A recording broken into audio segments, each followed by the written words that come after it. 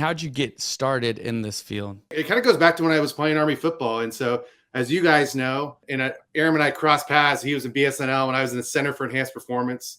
So it goes back to 1989. That's when the West Point Center for Enhanced Performance was founded by Colonel Louis Choka. The first captain to work there was General Robert Brooks Brown, who just retired recently. And the idea was to take this psychology that made leaders, performers in sports, and whether it's Olympic, professional sports, it's a field that's been around about 100 years, a little more than that. But how do we bring this into the military to deliberately develop these intangible attributes to help make future Army leaders better at what they do in and out of combat? So how do we develop the intangible attributes of leaders, right? So BSNL was doing that, and we were taking a different approach from the performance psychology side of things. And so by the time I got there in 1997, it just was another resource available to us as cadets that you guys can relate to. So sophomore year, changed positions. So I was a fullback. What better offense to be in the triple option, right? To be the human battering ram and be the first option, the triple option. I was loving it. Positions on me. And now I'm in my sophomore year, which you guys know, yuck year, it sucks. The yuck year sucks because it's the hardest year. You're getting your butt kicked academically. I just switched positions. I was struggling. So at the time, my coach, who played for the University of Michigan in the Rose Bowl, was a very elite performer himself, was a fan of the West Point CEP. He referred me to Captain Carl Olson. Shout out to Carl, who's at Penn State in the athletic department now. And just started working with him, just kind of like you guys did, just like you worked with Aram when he was a captain and major.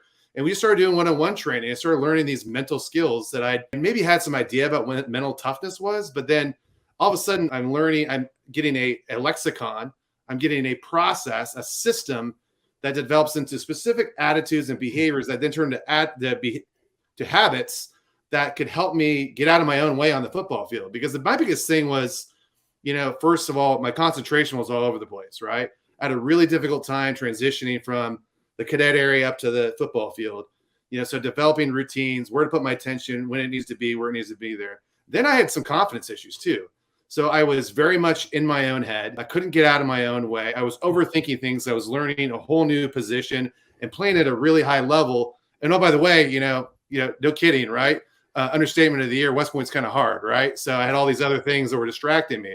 So all those led to this challenge that turned into an opportunity that then became a set of skills that I was practicing. And again, I was in survival mode at West Point. But what I didn't realize is that when I graduated, now guess what happens? 9/11 happens. I'm in the class of 2001. All of a sudden, we've been training, and Aram knows this full well because he was already commissioned 4 years ahead of me, right, Aram? Yeah. Preparing for kind of this, this fight in the Balkans, right? And so, and we also were fighting the way that we were linearly, into where we have overmatch and overwhelming firepower, in terms of air to ground integration, right? So now all of a sudden, we went from a conventional fight to transition to, at the time, was stability and support operations. So I was a MLRS platoon leader.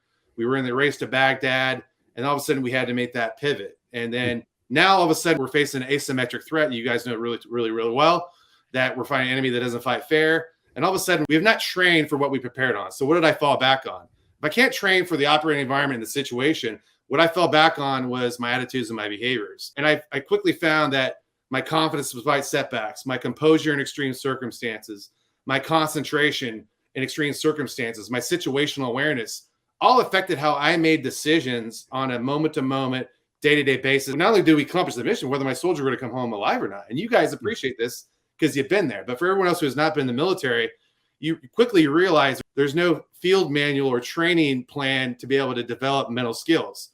FM, 6-22 or ADP 6-22 talks about confidence like 66 times. But nowhere in that manual does it say how to develop confidence, right? But we know how important confidence is for great leaders. Great leaders are confident, make better decision makers.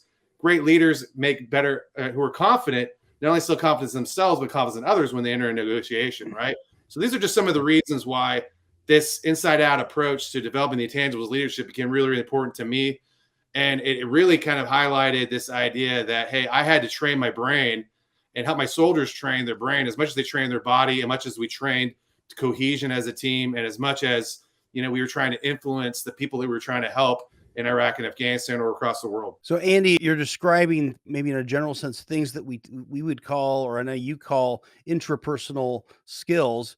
Very specifically, I mean, do you have what are these intrapersonal skills that are essential for people to learn to make better decisions. I love that connection. I think there's quite a few of them. I mean, in sports psychology, which is not the only field that I borrow from, we a lot of times think about, hey, well, let's pick confidence again, right? So talk about self-talk. I talk about selective perception, about interpretation, about what happens to me, and having a strong mental filter as far as what I allow that's useful for me.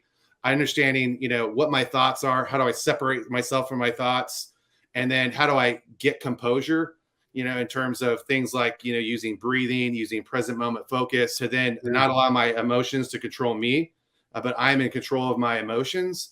And then in other words, like, what are the things that allow me to have self-awareness and self-regulation from moment to moment that creates what I call you becoming the barometer, right? And I think this is really relevant to the negotiations construct, right? Because if you can control your attitudes and your behaviors, right, when everything else is chaotic going around you, whether you're in negotiation or not, you can have a deliberate and intentional process in terms of how you think and how you act and react in deliberate and effective ways. That's going to lead to an optimal outcome 9 times out of 10 or more often than not. Thanks for listening to today's episode. If you could please rate, review, and subscribe to our podcast, we greatly appreciate it. And we'll see you in the next episode.